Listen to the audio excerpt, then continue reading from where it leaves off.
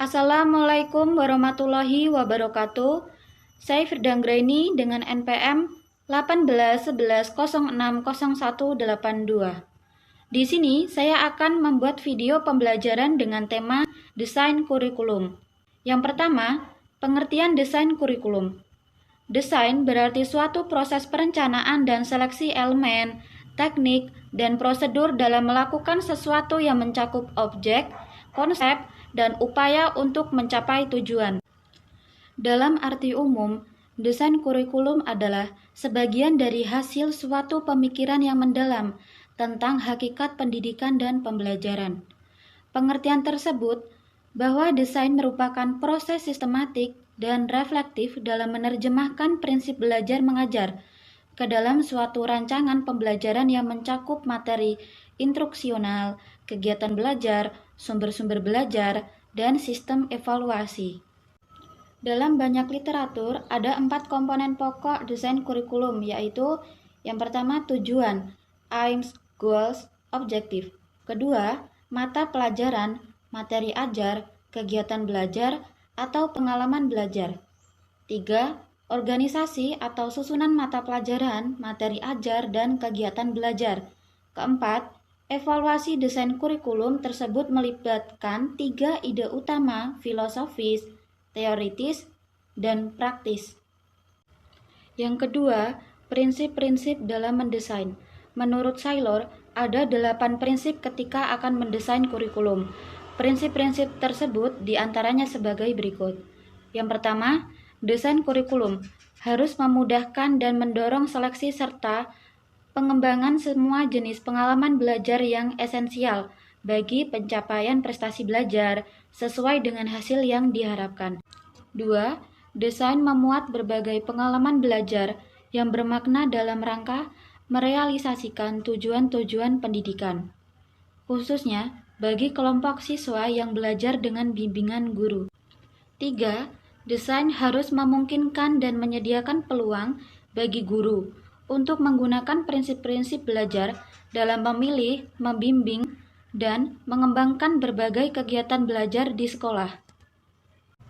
Keempat, desain harus memungkinkan guru untuk menyesuaikan pengalaman dengan kebutuhan, kapasitas, dan tingkat kematangan siswa.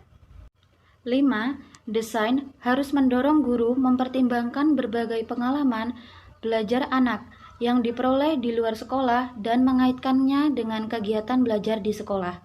Yang keenam, desain harus menyediakan pengalaman belajar yang berkesinambungan agar kegiatan belajar siswa berkembang sejalan dengan pengalaman terdahulu dan terus berlanjut pada pengalaman berikutnya. 7. Kurikulum harus didesain agar dapat membantu siswa mengembangkan watak, kepribadian, pengalaman, dan nilai-nilai demokrasi yang menjiwai kultur. Kedelapan, desain kurikulum harus realistis, layak, dan dapat diterima. 3. Macam-macam desain kurikulum. Yang pertama, desain terpusat mata pelajaran, subject-centered design. Desain terpusat mata pelajaran merupakan desain kurikulum yang paling umum dipakai di sekolah. Pada desain ini, menu pokok kurikulum adalah pengetahuan sebagai konten pertama kurikulum. Secara historis, kurikulum sekolah bermula dari pengajaran pengetahuan yang diklasifikasikan ke dalam beberapa mata pelajaran yang terdiri atas beberapa subkategori, yaitu sebagai berikut. A. Desain mata pelajaran. B. Desain disiplin ilmu. D. Disiplin desain, atau disebut juga kurikulum akademik. C. Desain bidang luas. D. Desain korelasi dan fused plan. Yang E. Desain kurikulum integrasi. F. Desain proses. 2. Desain terpusat pada siswa. Desain terpusat pada siswa atau learner-centered design fokus pada perkembangan individual siswa. Variasi desainnya adalah sebagai berikut. A. Desain terpusat kegiatan atau pengalaman. B. Desain sekolah alternatif. Yang C. Desain humanistik. 3. Desain terpusat masalah. Desain terpusat masalah atau the problem-centered design fokus pada pemecahan masalah kehidupan, individu, dan sosial. Tekanan desain ini dibatasi pada 3 desain, yaitu desain situasi kehidupan, desain inti, desain masalah sosial, dan rekonstruksi. 4. Model-model desain kurikulum. Yang pertama, bidang desain hidup atau the area of living design. Yang kedua, desain inti atau the core design. 5. Sifat desain kurikulum. Yang pertama strategis, yang kedua komprehensif, yang ketiga integratif, yang keempat realistik, yang kelima humanistik, yang keenam futuralistik. 7. Bagian integral. 8. Pengembangan kompetensi. Yang kesembilan berdeserifikasi untuk melayani keragaman peserta didik. 10. Bersifat desentralistik. 6. Ciri-ciri desain kurikulum. Ciri-ciri desain kurikulum merupakan kesatuan utuh bahan pelajaran. Faktor yang menyatukan antara bahan pelajaran itu ialah masalah-masalah yang harus diselidiki dan dipecahkan anak didik. Dengan demikian, anak dilatih untuk memecahkan masalah dengan metode berpikir yang ilmiah, yang dilakukan dengan langkah sebagai berikut. Yang pertama, merumuskan masalah. Yang kedua, mencari jawaban dengan mencari dan mengumpulkan keterangan-keterangan dari buku ataupun sumber lain.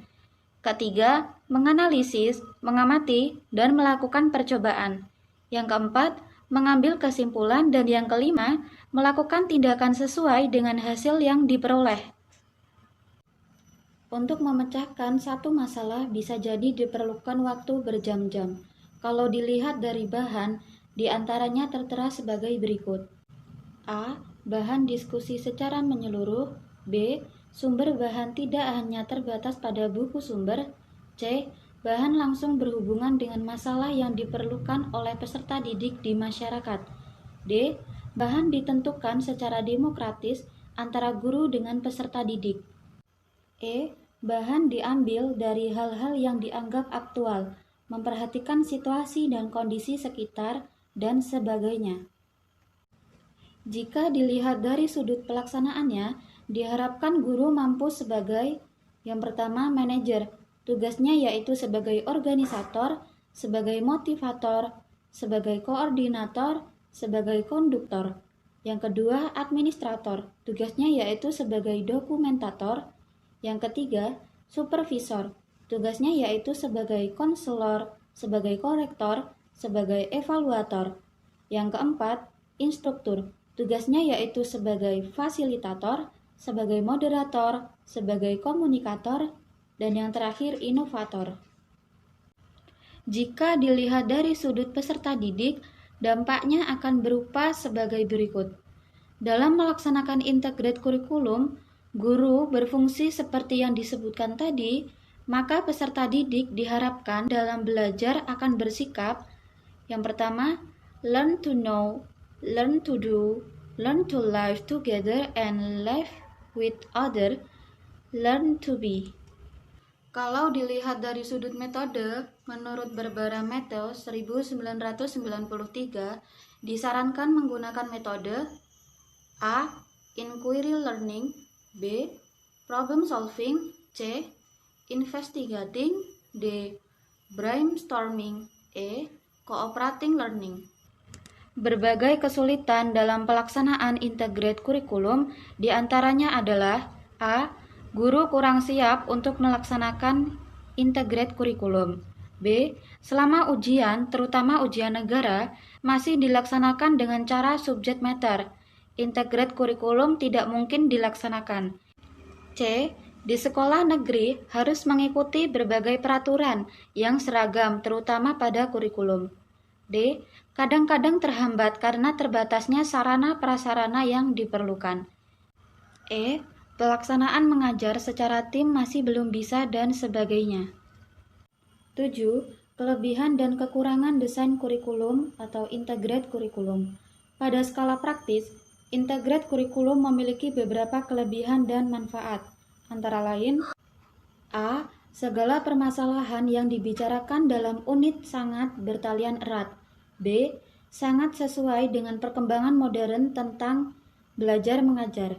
C. Memungkinkan adanya hubungan antara sekolah dan masyarakat. D. Sesuai dengan ide demokrasi. E. Penyajian bahan disesuaikan dengan kesanggupan atau kemampuan individu, minat, dan kematangan siswa, baik secara individu maupun secara kelompok. Integrate kurikulum juga memiliki kelemahan, yaitu yang A. Guru tidak dilatih melakukan kurikulum semacam ini. Yang B.